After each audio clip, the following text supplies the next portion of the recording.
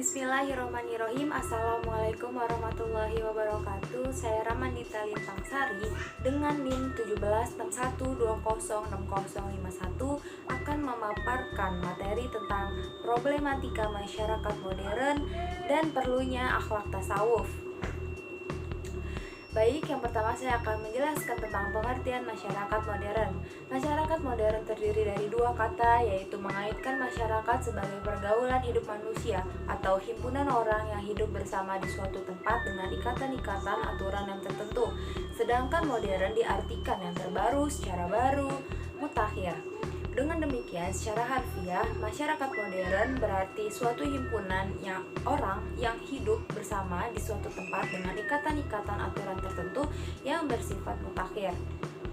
Masyarakat modern juga sering disebutkan sebagai lawan kata dari masyarakat tradisional. Dellier-Nur misalnya menyebutkan ciri-ciri modern tersebut sebagai berikut. Yang pertama, bersifat rasional. Yang kedua, berpikir untuk masa depan yang lebih jauh. Yang ketiga, menghargai waktu. Yang keempat, bersikap terbuka. Dan yang kelima, berpikir objektif. Problematika masyarakat modern.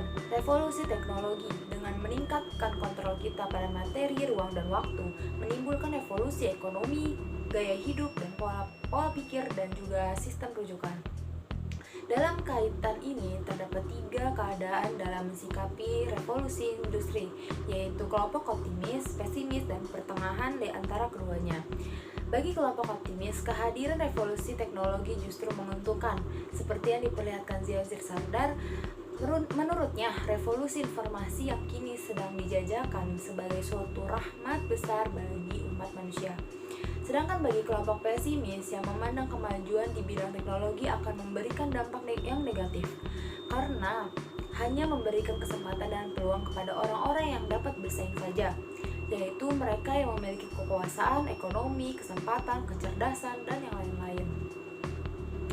Teknologi juga akan berbahaya jika berada di tangan orang yang secara mental dan keyakinan agamanya belum siap. Mereka menyalahgunakan teknologi untuk tujuan-tujuan destruktif dan mengkhawatirkan. Penggunaan alat kontrasepsi misalnya dapat menyebabkan orang dengan mudah berhubungan seksual tanpa harus takut hamil atau berdosa. Kemajuan di bidang teknologi komunikasi komputer, facsimiles, internet, dan sebagainya juga akan membuka peluang bagi orang yang untuk meningkatkan aktivitas jahatnya dalam bentuk yang lebih canggih. Jaringan-jaringan peredaran obat-obatan terlarang, tukar-menukar informasi, penyaluran data-data film yang berbau pornografi, dan sebagainya akan semakin insentif pelaksanaannya. Sosiologi Prancis Jacques Ellul yang mengatakan bahwa kemajuan dalam bidang teknologi akan memberi pengaruh sebagai berikut. Yang pertama, semua kemajuan teknologi memberi nilai tambah, tapi pada sisi lain dapat mengurangi. Yang kedua, nilai-nilai manusia yang tradisional, misalnya harus dikorbankan demi efisiensi. Yang ketiga, semua kemajuan teknologi lebih banyak menimbulkan masalah ketimbang memecahkannya. Yang keempat, efek negatif teknologi tidak dapat dipisahkan dari efek positifnya. Teknologi tidak pernah netral. Efek negatif dan positif terjadi serentak dan tidak terpisahkan. Yang kelima, semua penemuan teknologi mempunyai efek yang tidak terduga. Dari sikap mental yang demikian itu, kehadiran ilmu, pengetahuan, dan teknologi telah melahirkan sejumlah problematika masyarakat modern sebagai berikut. Yang pertama, desintegrasi ilmu pengetahuan. Yang kedua, kepribadian yang terpecah atau split personality. Yang ketiga, penyalahgunaan iptek. Yang keempat, pendangkalan iman. Yang kelima, pola hubungan yang materialistik. Yang keenam, menghalalkan segala cara. Yang ketujuh, stres dan frustasi. Yang ke-8, kehilangan harga diri dan masa depannya. Perlunya pengembangan akhlak tasawuf.